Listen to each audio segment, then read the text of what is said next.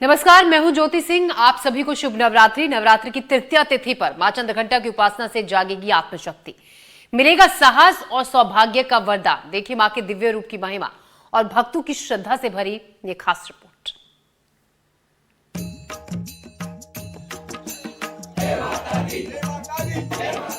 नवरात्रि के तीसरे दिन चंद्रघंटा का था, मस्तक पर है अर्घ चंद्र मंद मंद। जब जीवन थम जाए, जब भय मन को जकड़ ले, तब एक स्वर भीतर से उठता है, जय मां चंद्रघंटा। नवरात्रि की तृतीय तिथि, वो दिन जब मां का तीसरा रूप धरती पर उतरता है। घंटे की ध्वनि से राक्षस कांपते हैं और भक्तों के भीतर जागता है साहस। आज का दिन है शक्ति का, आज का दिन है मां के चरणों में समर्पण का। जय मां चंद्रघंटा, जय मां चंद्रघंटा, जय मां चंद्रघंटा, जय मां चंद्रघंटा। भारत, जहां हर गली में एक मंदिर है, हर दिल में एक देवी, जहां 33 करोड़ देवी देवताओं की पूजा होती है।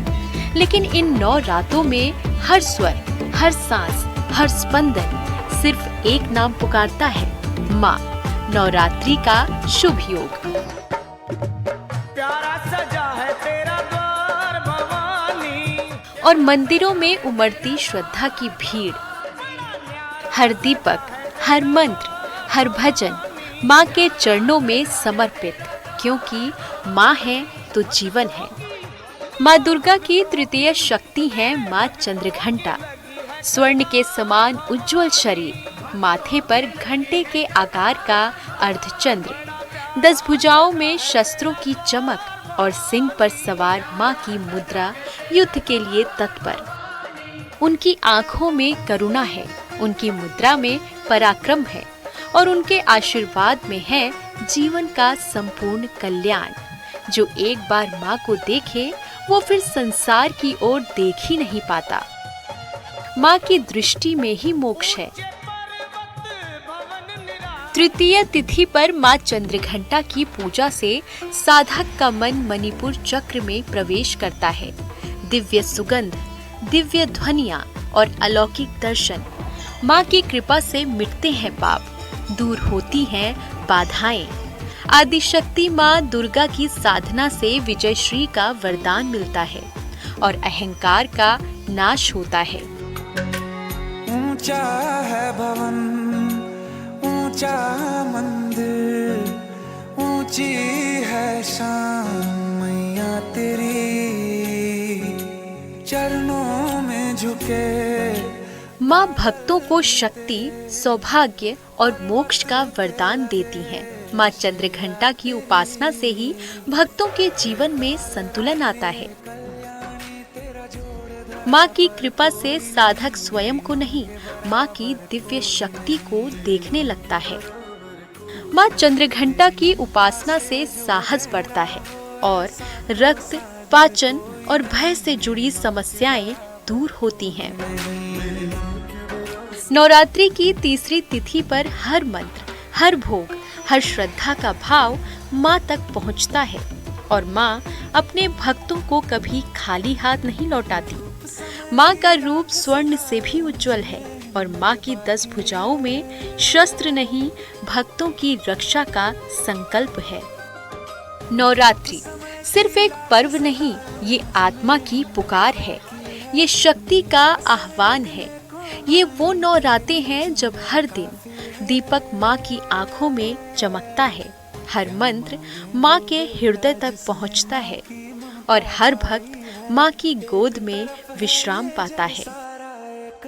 आज का दिन है माँ को समर्पित करने का, अपने भय, अपनी पीड़ा, अपनी प्रार्थना को उनके चरणों में रखने का, क्योंकि माँ जानती हैं, माँ सुनती हैं और माँ देती हैं शक्ति, साहस और सौभाग्य का वरदान।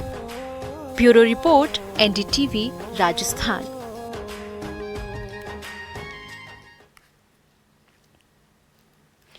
वैसे तो मां अपने भक्तों को हमेशा दर्शन देती है, पर कुछ तिथियां ऐसी होती हैं जिन तिथियों और विशेष वक्त पर भगवान के दर्शन का विशेष लाभ मिलता है। उन्हीं पावन और विशेष तिथियों में से एक है नवरात्रि। नवरात्रि में मां के दर्शनों का भक्तों को विशेष लाभ मिलता है। तो आज इसी कड़ी में हम आपको लेकर चल रहे हैं मां के एक ऐसे दरबार में जिनके दर्शन कर आपको यकीनन विशेष कृपा की अनुभूति होगी।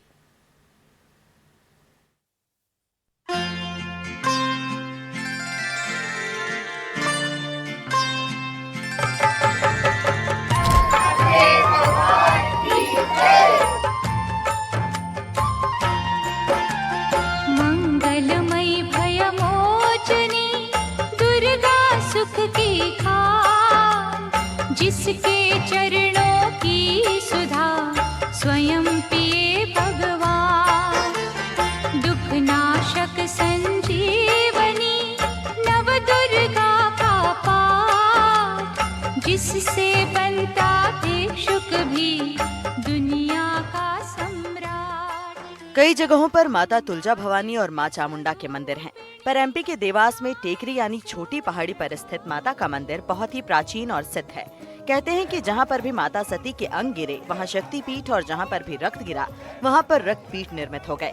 ऐसे में हम आपको लेकर चल रहे हैं माता के ऐसे धाम जहां की कई मान्यताएं हैं। अक्सर आपने सुना होगा लोगों में आपस में मनमुदा होता है और लड़ाई झगड़े हो जाते हैं। क्या कभी आपने सुना है देवी देवता में भी आपस में मनमुटा होता है और विवाद हुआ है?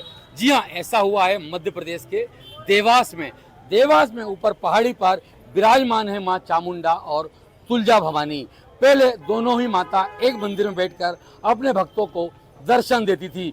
दोनों माताओं में आपस में मनमुटा हुआ और विवाद हुआ। दोनों ऊपर पहाड़ी टेकरी छोड़कर जाने लगी, लेकिन यहाँ भक्तों ने और वीर बजरंगबली भैरव महाराज ने रोका।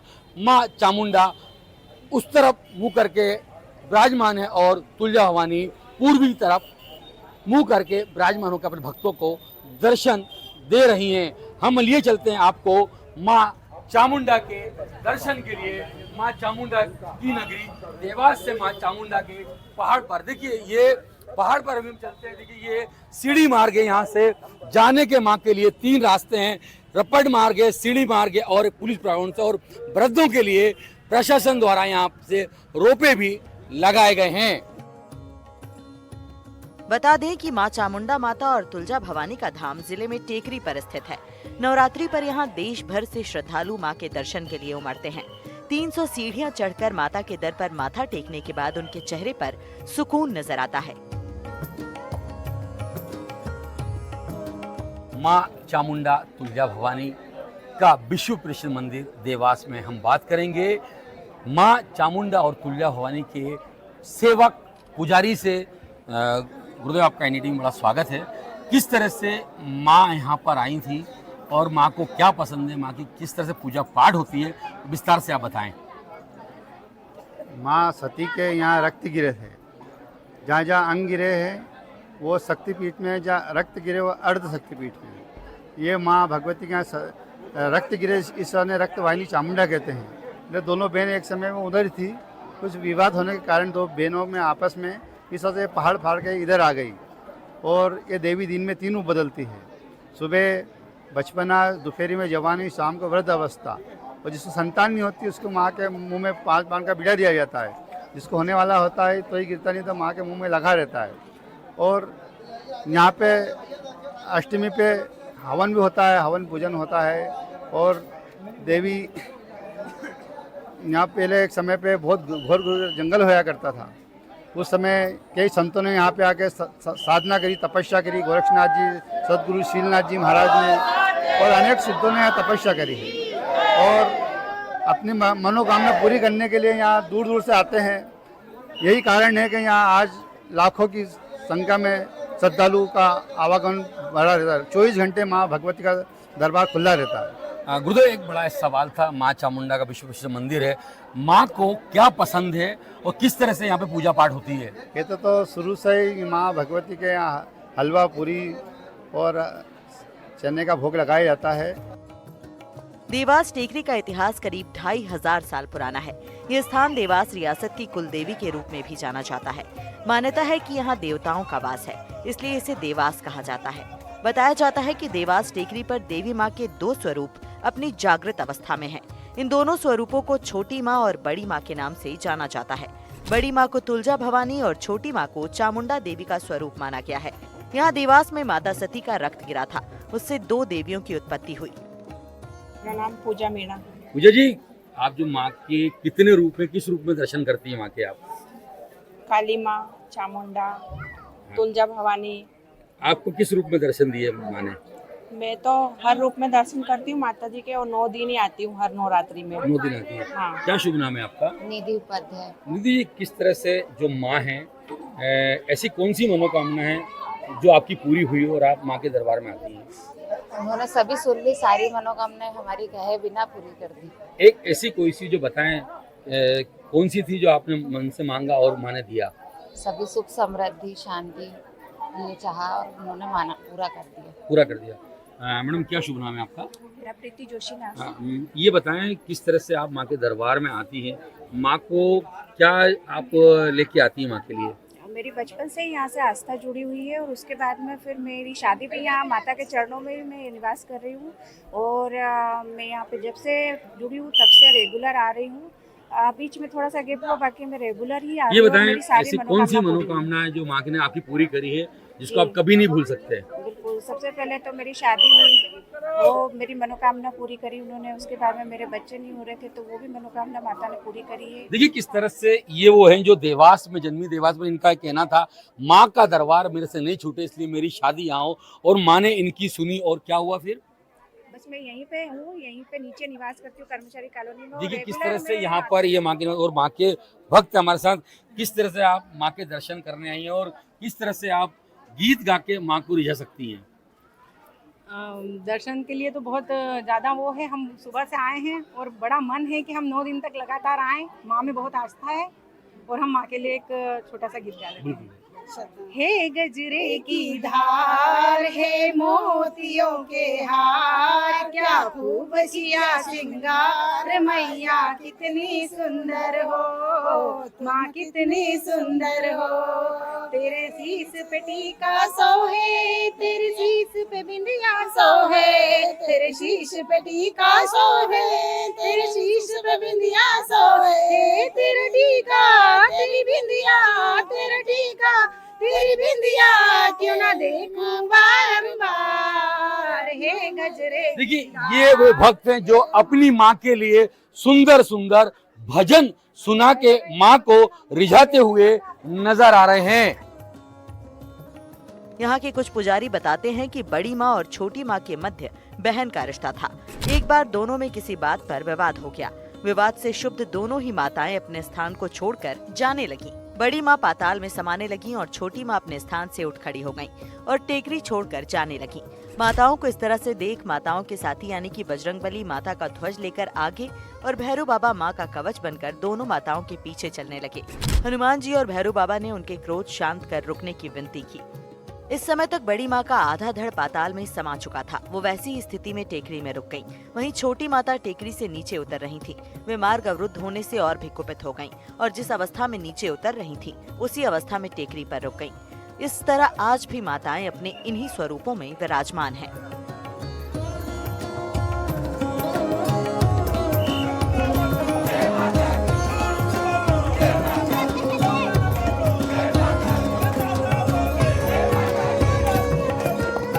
तुलजा भवानी दोनों माताओं में मन मुटाव क्यों नहीं हुआ? आखिर दोनों अलग अलग मंदिर में चली गई हैं, लेकिन दोनों ही अपने भक्तों को दर्शन देने के लिए 24 घंटे यहाँ पर रहती हैं। नवरात्रि में माँ का दरबार अपने भक्तों के लिए 24 घंटे खुला रहता है। देखिए किस तरह से माँ के भक्त माँ के दर्शन के लिए यहाँ पर चले आते हैं। किस तरह से देखिए श्रद्धा से यहाँ पर माँ की आरती भी उतारी जा रही है।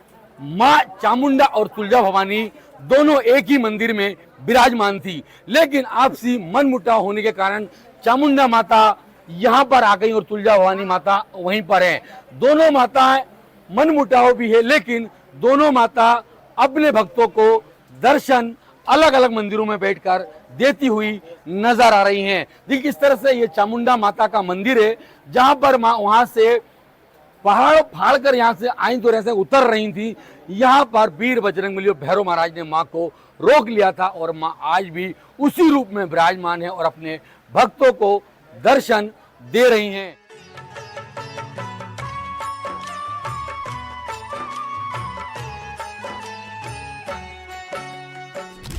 वहीं इसके साथ हम आपको लेकर चल रहे हैं सूरजगढ़ मुख्यालय से करीब 40 किलोमीटर दूर ओडगी विकासखंड में स्थित कुदरगढ़ धाम।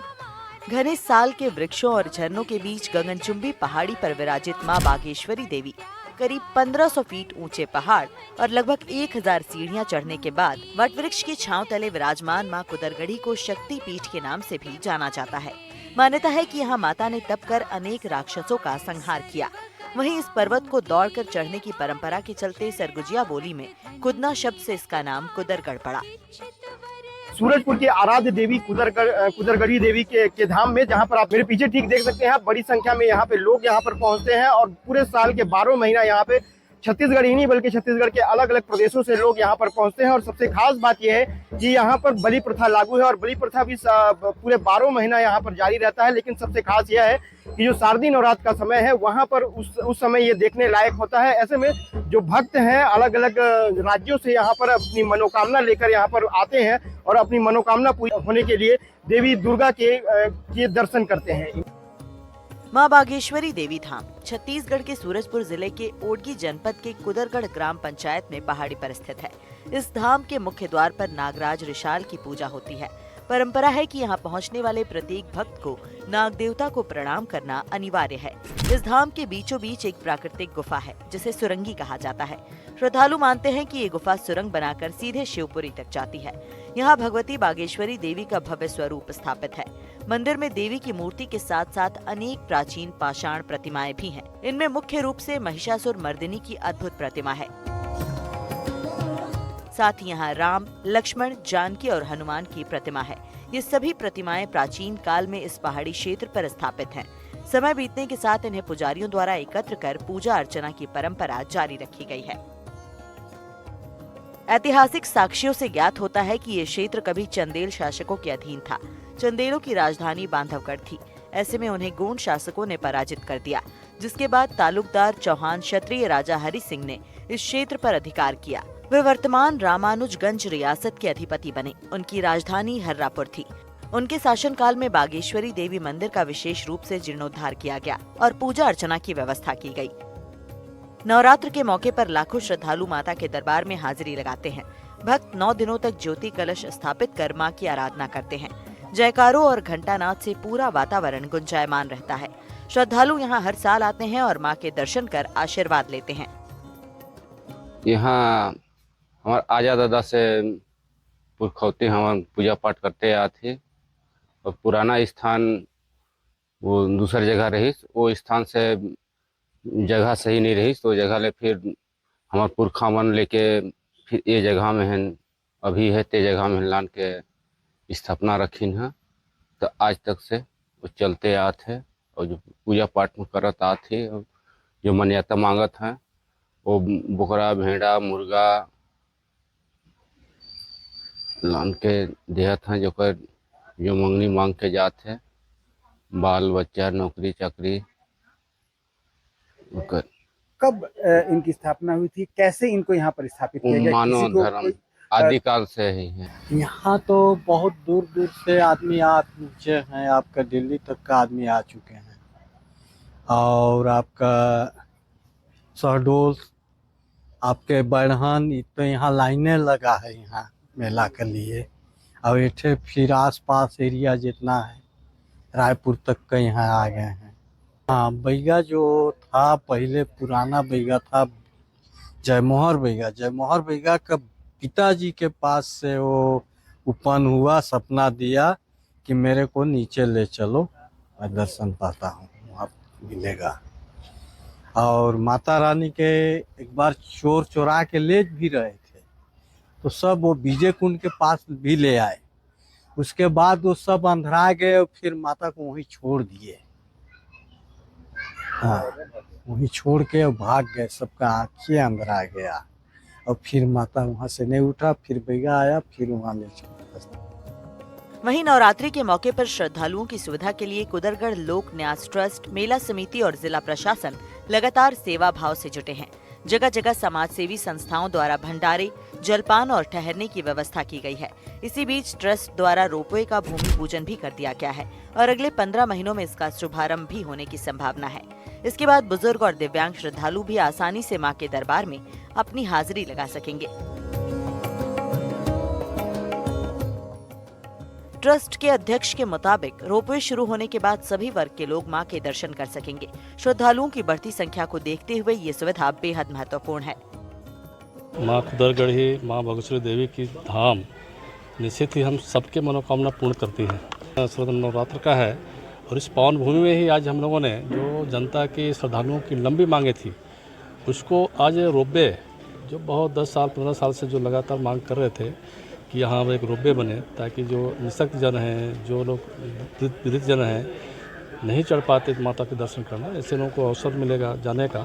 तो आज हम उस श्रद्धा को पूरा करने के लिए ही आज माता जी के दरबार में उस भूमि पूजन किया गया है। रोपवे बनाने का निर्माण एजेंसी को आज हम लोगों ने सौंप दिया है और मुझे पूरा विश्वास है, जो हम लोगों ने एग्रीमेंट किया है कि 15 महीने के अंदर पूर्ण रूप से पूरा करके हम श्रद्धालुओं को ट्रस्ट को सौंपेंगे। यहाँ पे पूरी व्यवस्था, बाहर से जितने हमारे श्रद्धालु आते हैं, विशेषकर छत्तीसगढ़ के ही नहीं, मध्य प्रदेश, उत्तर प्रदेश, झारखंड, बिहार, पड़ोसी जितने राज्य के लोग श्रद्धालु यहाँ पे दर्शन के लिए आते हैं।